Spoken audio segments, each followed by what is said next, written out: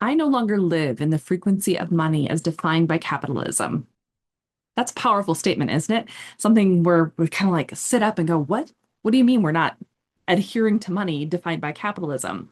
Well, here's the thing. Back in April of this year, 2025, I channeled something that was really powerful, and I didn't know quite what to do with it at the time. Aureya is what was channeled. So I was sitting in my living room, it's my library room, just kind of ruminating about the state of the world back in April, wondering how do we teach manifestation? How do we log into manifestation in a way that feels good for most of us who are on a higher spiritual path or who have tapped into the 5D a bit more, where money itself, the idea, the notion, the frequency of money feels like it's a little bit skewed or wonky, right?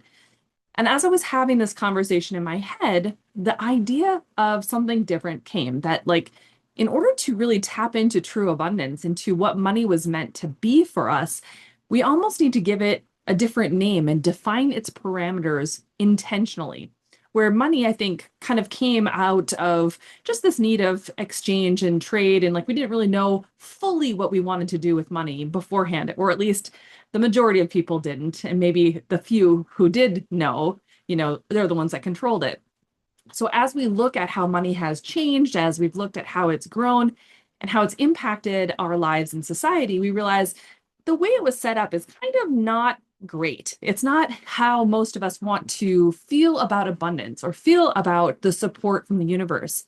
So Aureya kind of came out very naturally where I was like, okay, well, if we want money to feel good for us, it has to support us all, right? It supports us in a way that makes us feel good. It supports us all, no matter what. Like if we're resting, if we are sick, if we are grieving, if we just want something else, money or Aureya would always flow to us. It is not capable of being skewed or, being hoarded through greed or like any of that kind of stuff.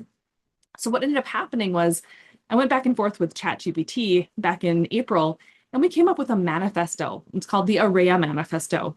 And if you're curious about what that whole manifesto is, how to lock into this 5D wealth frequency, consciousness frequency, it's all over on my website or at manifestdifferently.com. You can access that and two of my Reiki transmissions, absolutely free. Just grab it and have a listen to this powerful transmutation when it comes to wealth abundance and wealth consciousness in this new 5D economy as we shift away from late stage capitalism and all the things that are kind of going wrong right now, right? We all feel it. I know you feel it. If you're here, if you're watching this, I know I definitely have been for a very long time. So Aureya is kind of I don't know, my calling, I don't know. I was just channeling it that day and it was just coming through me and I needed to share it. It originally came out through TikTok. And so everything that I shared was right there on TikTok. You can see those videos if you go over to the Manifest Differently TikTok page.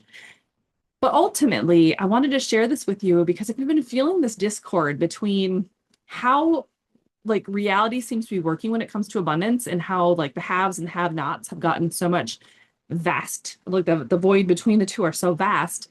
This is the answer, the direction that we're being asked to go towards.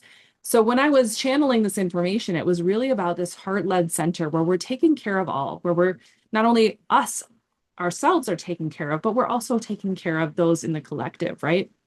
As a Reiki master and healer, it's very important to me to be able to share my gifts, to share everything wonderful with the world and not gatekeep it in a way where it's like, oh, you aren't like me, so therefore you shouldn't have shelter or food or support or love or abundance. That doesn't feel right. It never has to me.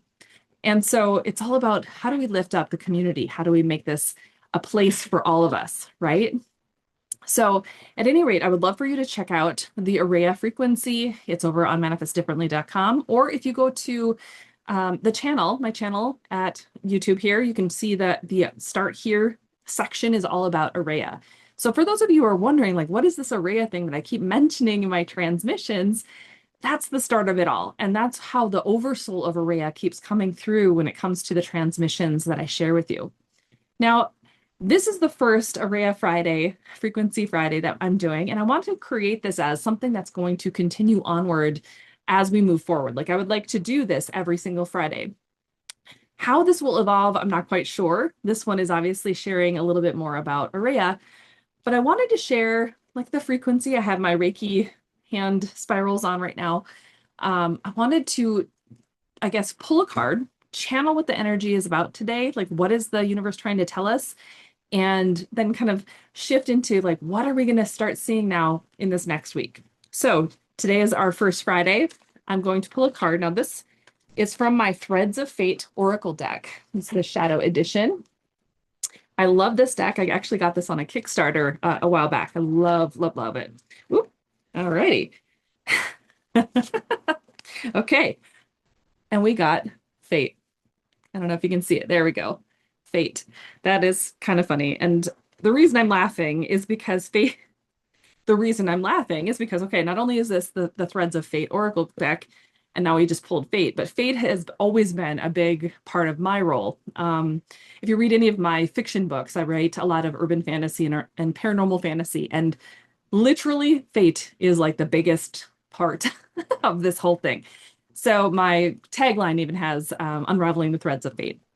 And I have the Morai in some of my books and whatnot. But to me, when I am looking at this, I'm saying, okay, and sensing we are being called into our fate. We're being called into that place that we've always destined ourselves to be. Like we've known it in our core that we're meant for something bigger. We're meant to be exploring something far vaster than what we have been set up to believe or have allowed ourselves to believe.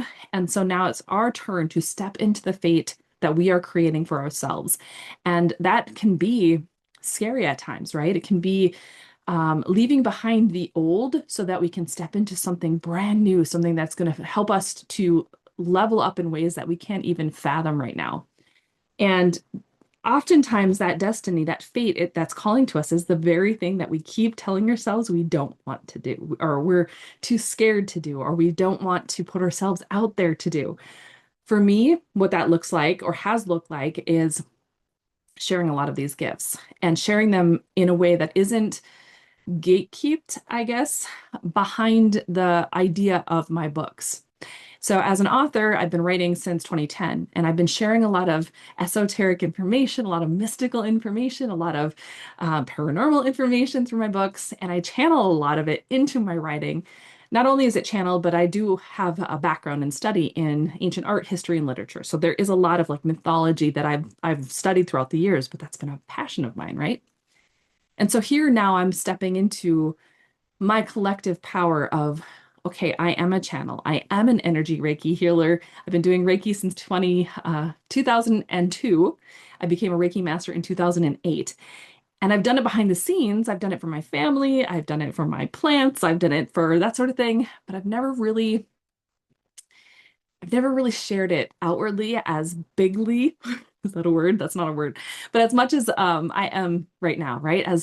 As much as my channel has been doing and all the things, I'm putting it out into the world in a way that is brand new to me. And it's a little bit scary because I am having to embrace the fact that I do channel energies. I do sometimes get downloads and information in a psychic capacity. And it's always been there, but it's also a little bit um, unnerving, I guess, to share that with the world because I'm 47 years old almost in September. I'm a double Virgo, and it wasn't always popular to be psychic or to have abilities or to be interested in new age and esoteric things.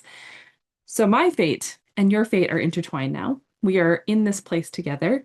So this next week, I feel as though it's really kind of leading us towards that path of embracing who we really are, embracing how we want this world to look collectively and then also for ourselves, right? And going forward to see what can we create now? What can we create now that we're authentically ourselves, authentically using our voice in a way that really resonates? So, welcome, like I said, to our first Aureya Friday, Frequency Friday. Just remember, like if you're in this place of, money feels a little bit weird, maybe just say, I don't need to make money. I need to call in Aureya. Call in Aureya because she's here for supporting you. She is now The universe's answer to abundance, the universe's answer to help you into that flow state. So you don't need to make money. You just need to create more space to receive. This isn't a problem to solve, for instance. This is a call to receive. That's what I remind myself when I'm feeling a little bit 3D stuck in this whole money situation vibe where you're like, oh my gosh, money and it doesn't feel right. This isn't a problem to solve. It's another reason to be open to receiving. Yeah. So say that instead, use that mantra. And if you want some more support, like I said, there is the Aureya field over on manifestdifferently.com. It includes the manifesto if you want to read through the whole thing. Or there's also the Aureya activation to activate Aureya into your frequency, and the transmutation, which will take a little bit more it brings in the manifestation, the manifesto into the transmission a little bit more and helps you to anchor it and transmute the vibe of money into a new place. Okay. And if you want to have a true like 21-day experience, Return to Flow is there to support you. Every day I do a frequency drop that helps you to anchor in the flow of wealth consciousness and the way that we're moving into this new place. And that's called Return to Flow. Again, all can be accessed either through the description below or over at manifestdifferently.com. Two of them can be found right here at YouTube if you just want to access it there as well.